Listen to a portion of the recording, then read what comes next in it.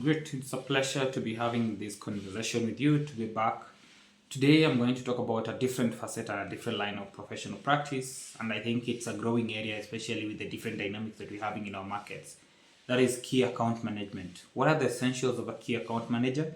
But also, what are the essentials of key account management as a career pathway for you as a professional, regardless of the domain of work that you're in? You're an engineer in the construction sector, engineering in the manufacturing industry, you're a pharmacist or a salesperson in the pharmaceutical supply chain management, or you're in the fast moving consumer goods management, whatever it is, whichever domain of work, whether you're in service, whether you're in product delivery, and whatever it is, there is a component of key account management. And the question that you need to ask yourself is, what are the essentials of it?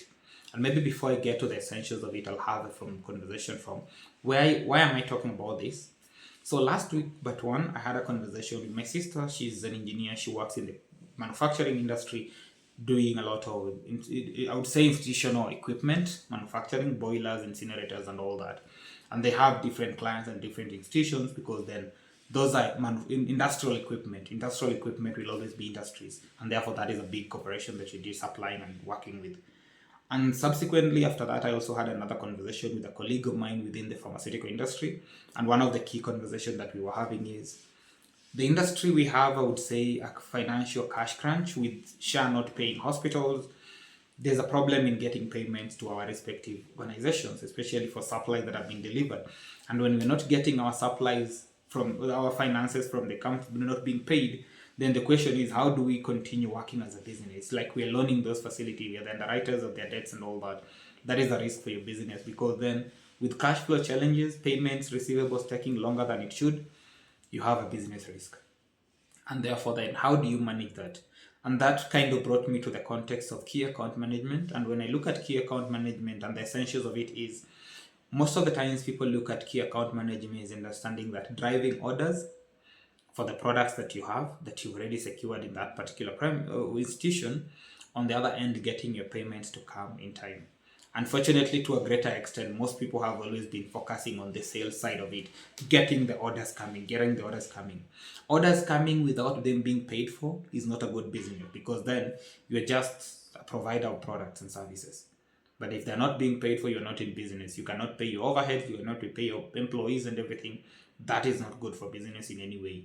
And therefore, then the question you should be asking yourself is, what are the essentials of key account management? Key account management comes from a point of understanding that you have a key account.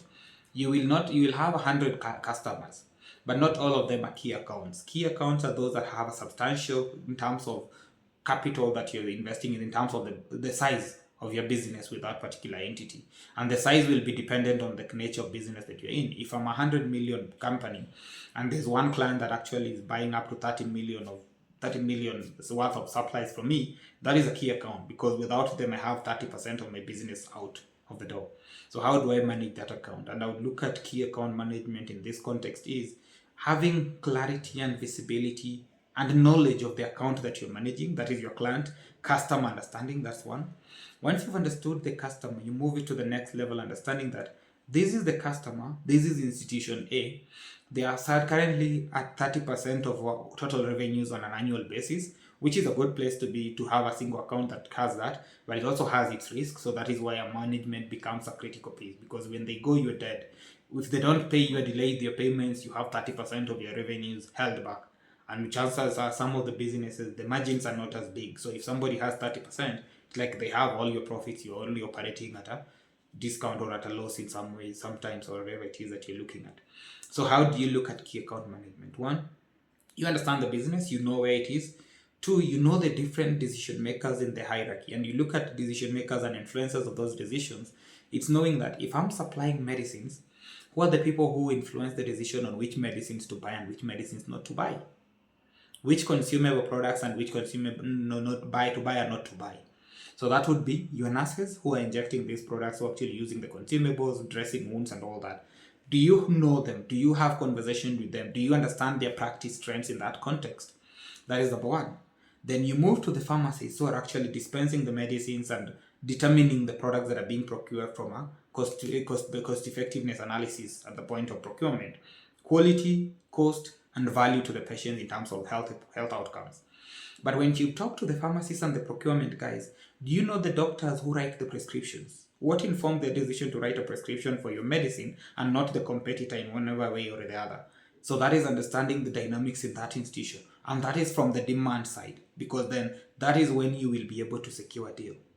And in this particular context, you also have to understand that you might get knowledge about dynamics and trends in practice that are beyond what you are accustomed to. In the sense that my products are in the consumable products, dealing with dressings, syringes, and all that, only medical devices and all that consumable items.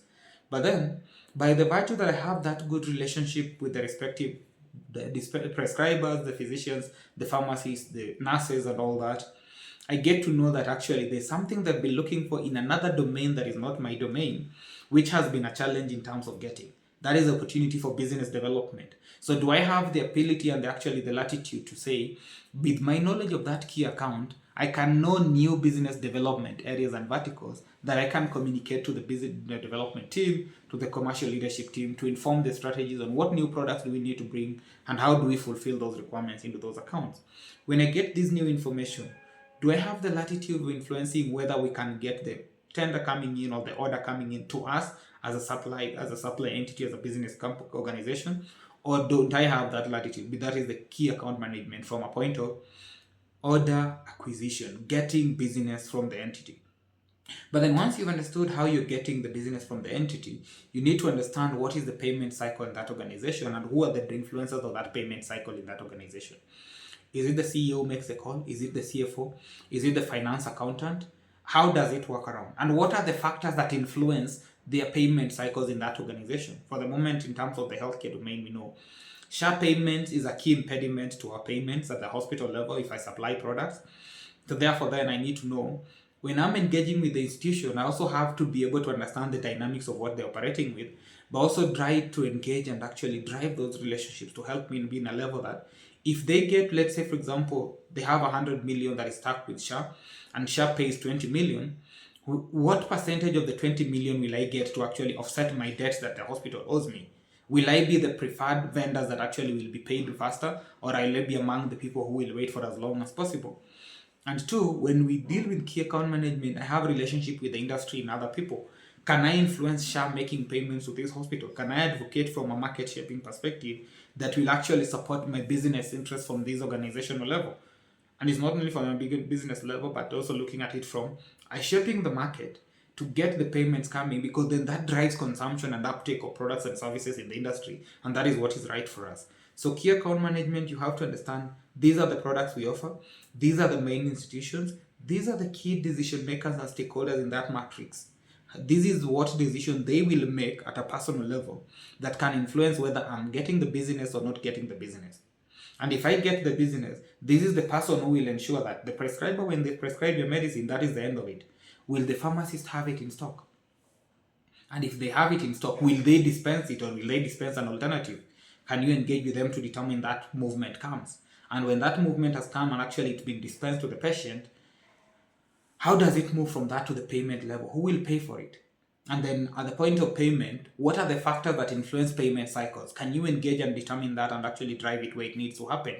Key account management is having that wholesome 360 view of that account and also knowing that there will be new business that can come, but there's also threats to your current business in that particular institution, and it is your responsibility to manage those threats, understand the competitor matrix, understand alternatives within the matrix, understand the customer needs and customer priorities and the trends that are informing those customer trends, and most importantly, the macro level, the dynamics that will impact how you do business or how you don't do business.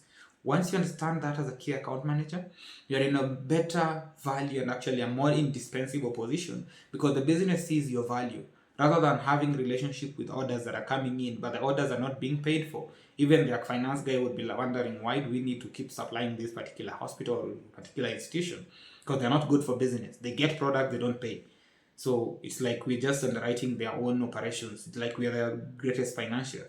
That's not going to work for us as a business, and therefore that's going to be a risk for you as a company. When you get to that level to understand the business of 360, you drive business development from key account, you drive payment cycles from key accounts, and therefore you are getting value to the business. these are the kind of works that I do. I want to help businesses thrive in their different ways of work, and harnessing our deep research in the different domains and different industries, empowering professionals to unlock value, and therefore getting business value to everybody in the ecosystem, but getting results where we need it to happen. If you enjoy the conversation, subscribe to the channel, engage with us, learn from us, African Pharmaceutical Network, but most importantly, reach out and shoot me a question if you have something that you need to ask me about. Let's have the conversation. Let's keep it going. Thank you and have a good one.